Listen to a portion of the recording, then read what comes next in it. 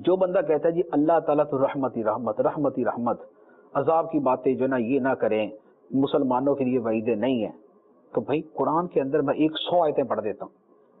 جن کا تعلق ڈائریکٹلی مسلمانوں کے ساتھ ہے، اور ان کا تعلق خوف خدا کے ساتھ ہے، ان کا تعلق عذاب کے ساتھ ہے، ان کا تعلق ہلاکت کے ساتھ ہے، ان کا تعلق ان کو ڈرانے کے ساتھ ہے، قرآن کی آیتیں پڑھ دیتا ہوں۔ تو بھائی یہ کون سا قرآن پڑھنے والا ہے کہ جس نے ڈائریکٹ سورہ فاتحہ کی پہلی 3 آیتوں کے بعد لگتا ہے کہ پتہ نہیں کوئی 15ویں سورت کی 15ویں آیت جا کے پڑھی ہے، کہ جہاں اس کو رحمت کا بیان تو مل گیا اور درمیان کے جتنے پارے اور جتنی صورتیں گزری ہیں اس کے اندر جو عذاب الہی کی آیتیں اس کو نظر ہی نہیں ہیں۔ اس میں جتنی وہ آیتیں تھیں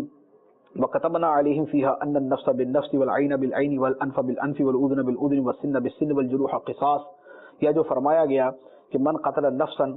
بغیر نفس او فساد فی الارض فکأنما قتل الناس جميعا، یہ جتنی آیتیں ہیں، یا وہ جو ہے ان الذین یأکلون اموال الیتامی ظلما انما یأکلون فی بطونہم نارا وسیصلون سعیرا، یتیموں کا مال کھانے والا اپنے پیٹ میں آگ بھرتا ہے، یہ جہنم میں داخل ہوگا۔ یا سود کھانے والے کے بارے میں فرمایا سود کھانے والا قیامت کے دن ایسے کھڑا ہوگا کہ جیسے جو ہے وہ جس کو شیطان نے چھو کے پاگل کر دیا ہو تو وہ جھومتا پھرتا ہے، تو قیامت کے دن سود کھانے والا ایسا ہوگا۔ تو یہ آیتیں پھر کس کے بارے میں؟ یا ایھا الذین آمنوا اتقوا اللہ وذروا ما بقی من الربا، اے ایمان والو اللہ سے ڈرو اور جو سود باقی ہے اس کو چھوڑ دو، جو باقی ہے اس کو چھوڑ دو۔ اب اس کے بعد فرمایا فإن لم تفعلوا فأذنوا بحرب من اللہ ورسولہ، اگر نہیں کرتے تم اس حکم پہ عمل تو پھر اللہ رسول کے ساتھ جنگ کا اعلان کر دو۔ یہ کس کو کہا جا رہا ہے؟ آیت پہلے موجود ہے، یا ایھا الذین آمنوا کے ساتھ بات کی جا رہی ہے، تو یہ ساری وعیدیں، یہ جتنی چیزیں ہیں یہ مسلمانوں کے ساتھ ہی بیان کی جا رہی۔ تو یہ بندہ تو مسلمانوں کا بدخواہ ہے کہ جو رحمت کی بات کر کے مسلمانوں کو عذاب الہی کی باتوں سے دور کرتا ہے، خوف خدا ان کے دلوں سے نکالتا ہے، نتیجہ یہ ہوتا ہے کہ رحمت کے اندر تو اتنی ترغیب نہیں لوگوں کو ملتی،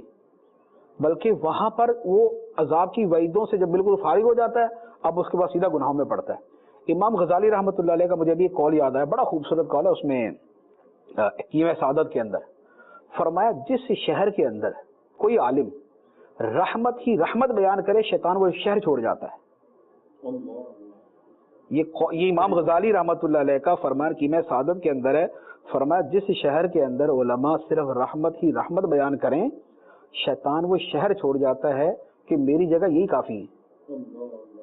یہ فرمان امام غزالی کا۔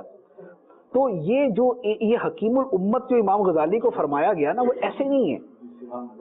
وہ امت کی حکمتیں، وہ ناصحین امت تھے، وہ امت کے خیر خواہ تھے، وہ حکیم الامت تھے، امت کے نبض شناس تھے کہ کیسی بات ان کو کی جائے کیسی نہ کی جائے۔ یہ کیمیہ سعادت احیاء العلوم کیا اول تا آخر سے رحمت کے بیان پہ ہے؟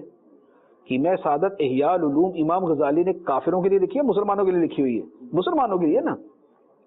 تو پھر اس میں اتنے ڈر کی آیتیں کیوں ہیں؟ موت کا بیان ہے اس میں، خوف کا بیان ہے، خوف الہی کا بیان ہے اس میں، آخرت کا بیان ہے، قبر کا بیان ہے اس کے اندر، تو یہ سارے کے سارے بیانات پھر کیوں ہیں؟ تو جو حقیقی حکیم الامت ناصح ملت اور حقیقی دین کا علم رکھنے والے تھے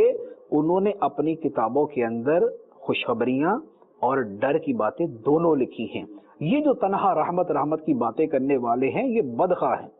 یہ لوگوں کے دلوں سے خوف خدا نکال دیں گے، لوگ گناہوں میں پڑیں گے اور یہ سمجھ کے پڑیں گے کہ ہمارا کوئی مسئلہ نہیں ہے، ہم نے بخشے ہی جانا ہے۔ تو اس لیے یہ طرز عمل جو یہ غلط، تو اگر علماء یہ دونوں بیان کرتے ہیں، رحمت اور ڈر کی باتیں دونوں بیان کرتے ہیں، تو اس کے اوپر ان پہ ملامت نہیں کی جائے گی، یہ کہا جائے گا کہ یہ حقیقی اسلام کے شارع ہیں، یہ حقیقی اسلام کی تعلیمات دینے والے ہیں اور یہ حقیقتاً اسلام کو سمجھنے والے ہیں۔ سبحان اللہ۔